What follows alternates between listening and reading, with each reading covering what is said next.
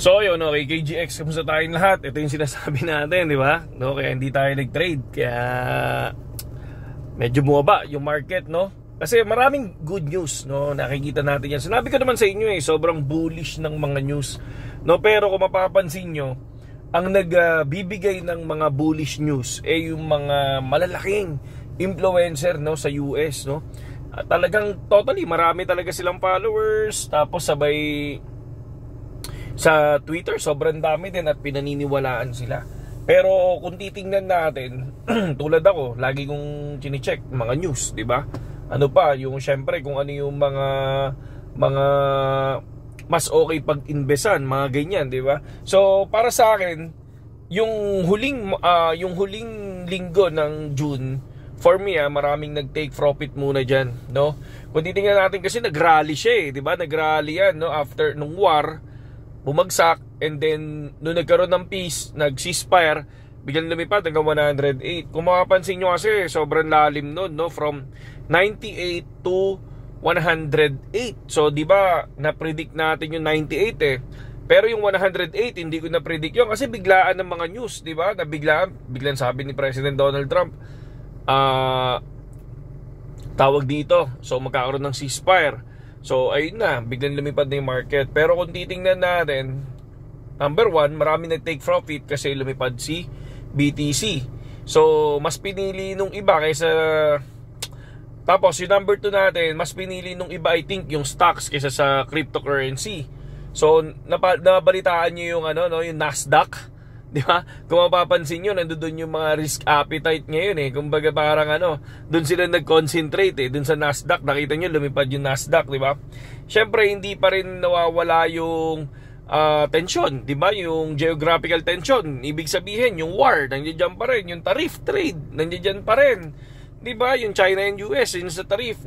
Isa pa rin yan, kumbaga sinasama ko pa rin yan sa mga sa mga research natin kasi talagang may effect siya sa market kung titingnan natin. Syempre, tapos makikita natin saan ba yung resistance ng BTC ngayon. Ako nakikita ko sa 110 and 112, 'di ba? Doon yung nakikita laging rejected, 'di ba? Rejected lagi tapos bumabagsak pagdating doon. And then support naman nakikita ko si 85, si 95, tsaka si 98 pa din. So yun yung mga nakikita natin diyan. So marami pa rin kasi maraming institutional na sumuport talaga tulad ng ETF sa cryptocurrency. Pero kung mapapansin nyo, bumaba yung mga active retail, di ba, participants. Kumbaga sila yun naman yung bumaba. Yung institutional, yun yung bumibili, pero yung mga retail, sila yung nawawala ngayon. Tapos maraming naliliquidate sa mga position, sa mga margin position. Sobrang dami niyan. Kaya kung titingnan natin ano yung summary natin sa pag-analyze, syempre una yung taking ng profit, yung mas strong yung pagbili ng mga traditional stocks, 'di ba? Tapos yung technical barriers, ito yung support and resistance. Tapos yung leverage ng liquidation, so nakikita nyo maraming nagma-max leverage, tapos sobrang taas ng volume ng mga dapat yung dapat na i-liquidate. Tapos syempre yung mga geographical na tension, di ba? Militar, yung macro, di ba? Yan yung mga chine-check natin. Yan yung para sa akin, yan yung summary ko. Para masabi ko na yung market bababa, di ba? Ilang beses ko na yan sa tuwing nakikita niyo yung video ko, lagi kong sinasabi ang tingin ko talaga bababa, di ba?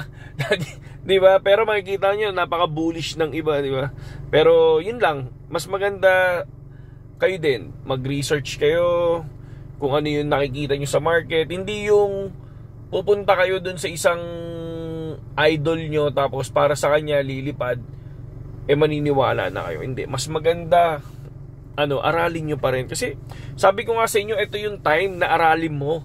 Ito yun, kasi alam nyo kung bakit ko sinasabi yun. Kasi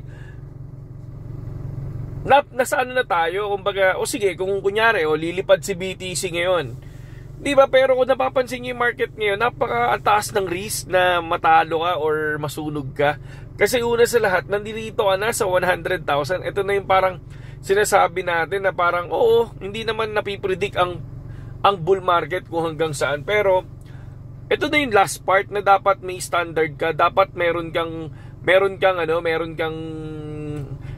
target lock na kung saan ka magti-take profit.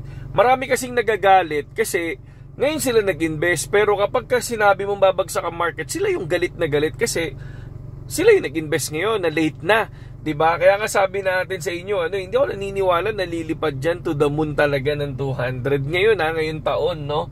So, pero siguro yung lilipas ng ilang taon, no? Siguro aabot 'yan. Pero sa ngayon, para sa akin, ang pinaka-safe ngayon is mag-observe.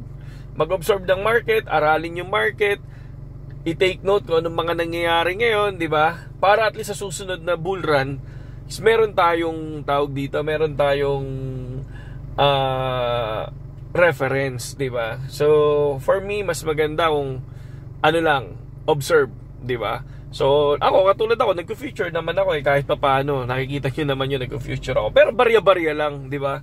Pero yung mag-i-spot ako, magbobodega ako, hindi muna. Saka na ako magbobodega, mga kapatid. Okay?